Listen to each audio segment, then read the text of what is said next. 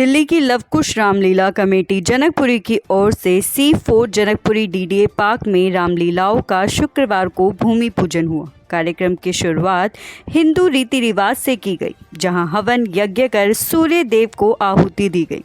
कार्यक्रम में बड़ी संख्या में जनकपुरी विधानसभा के स्थानीय लोग उपस्थित रहे। इस लवकुश रामलीला कमेटी जनकपुरी के संयोजक रहे जनकपुरी पूर्व विधायक राजेश ऋषि और राजीव ऋषि। तो वहां मौजूद जब हमारे संवाददाता ने उनसे बात की तो देखिए उन्होंने क्या कुछ कहा। देखिए, मैं आपको बताना चाहता हूँ कि हम लगातार 10 साल से रामलीला कर रहे हैं। लवकुश रामलीला कमेटी, उसके मेंबर्स सारी मेहनत के साथ लगते हैं और इस बार रामलीला जो होनी है 27 तारीख से लेकर 2 अक्टूबर तक, 2 अक्टूबर को रावण दहन है। इस कार्यक्रम करने के लिए हमने आज भूमि पूजन किया है। ये भूमि पूजन में हमारे सभी लोग पहुँचे, हमारे आसपास के लोग पहुँचे, कमेटी के लोग पहुँचे। मैं उन सब का तहे दिल से धन्यवाद करता हूँ। और ये कार्यक्रम जो है पिछली बार से और अच्छे से अच्छा किया जाएगा इसको। और जनता खुद कहती है कि यहाँ लोग रामलीला के लिए तरसते थे, दूर दूर जाते थे, वहाँ पास नहीं मिलते थे, एंट्री नहीं मिलती थी। लेकिन हमारे यहाँ रामलीला ओपन है, कोई भी आए, कोई भी देखे। सबके लिए कुर्सियाँ लगी हैं, जहाँ बैठने की जगह मिले बैठे, शांतिपूर्वक देखें।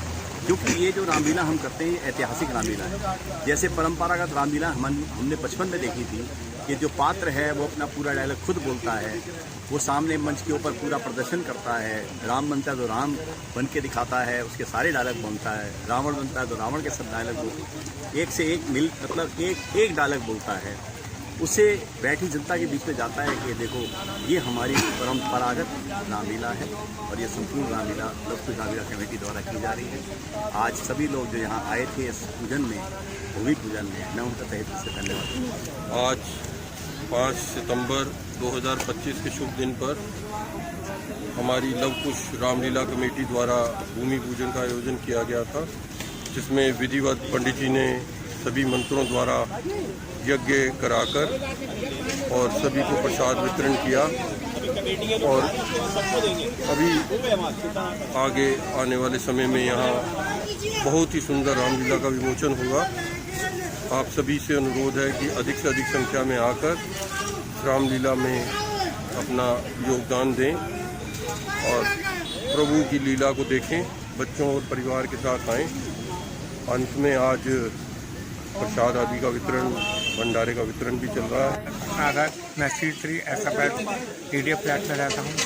पिछले कई साल से मैं राजेश ऋषि के साथ में जुड़ा हुआ हूँ और मैंने देखा है कि ये अथक प्रयास से जो भी कार्य करते हैं उसको पूर्ण करने की कोशिश करते हैं और भगवान की असीम कृपा है इनके ऊपर कि जिस काम पे ये हाथ डालते हैं वो पूर्ण होता है। इन्होंने रामलीला का शुरुआत किया। रामलीला ही नहीं, भगवान की असीम कृपा से इतनी भव्य रामलीला हो रही है कि हम लोग यहाँ जब आए तो हमने देखा कि हम पब्लिक को कैसे संभालेंगे, लेकिन भगवान की कृपा से भाई साहब का हौसला के सबको सम्मान देना है। यहाँ पे कोई राजनीतिक पार्टी का नहीं है, यहाँ सिर्फ सिया राम में सब जग जानी, करऊँ प्रणाम जोर जुगपानी। जो ये चौपाई दी गई है कि यहाँ सबको समान दृष्टि से देखा जाता है, चाहे मैं हूँ, चाहे मेरा बच्चे आए, चाहे मेरी वाइफ आए, चाहे कोई मेरे पड़ोसी आए, वो सब इन सबको सम्मान स्वरूप इन्होंने सम्मान दिया है।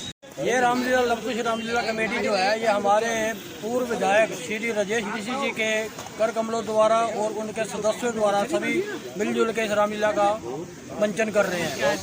बहुत अच्छा काम हो रहा है। भूमि पूजन हुई है और रामलीला होएगी। बच्चों को अपनी वो सबको पुरानी यादें आएंगी, बच्चों को भी थोड़ी शिक्षा मिलेगी, बच्चे भी याद करेंगे भगवान राम को। और सबसे अच्छा है परमात्मा सबको खुशी दे। संजय अग्रवाल, लवकुश रामलीला कमेटी का सदस्य, सेवक, आप सबका सेवक। ये लवकुश रामलीला कमेटी की तरफ से रामलीला की तैयारी हो रही है। 2 अक्टूबर की यहाँ पे चलेगी। उसमें हमारे लवकुश रामलीला कमेटी के सदस्य हमारे विधायक राजेंद्र जी के एक्शन में ऐसा हो रहा है। आज भूमि पूजन था। आज भूमि पूजन में आप देख सकते हैं बड़ी संख्या में पब्लिक यहाँ पे हाजिर है। उसके अलावा सबके लिए भंडारा शुरू हो गया है। सभी का भंडारा और सभी का आशीर्वाद है और हमारे राम के आशीर्वाद से ही ये सब काम हो रहा है। मैं मनोज बजाज। ये जो लवकुश रामलीला का आज भूमि पूजन है, ये एक बड़ा सुंदर संयोग है कि ऐसे चरित्र के विषय में समाज के अंदर दिखाया जा रहा है, जिस चरित्र ने समाज को एक नई दिशा दी। और आज के समय में तो इस चरित्र को दिखाना बहुत ही आवश्यक है, क्योंकि इसी के माध्यम से पता चलता है कि अपने समाज में कुछ ऊंच नीच नहीं है, कुछ जात पात नहीं है, कुछ जातीय आरक्षण जैसा विषय नहीं है।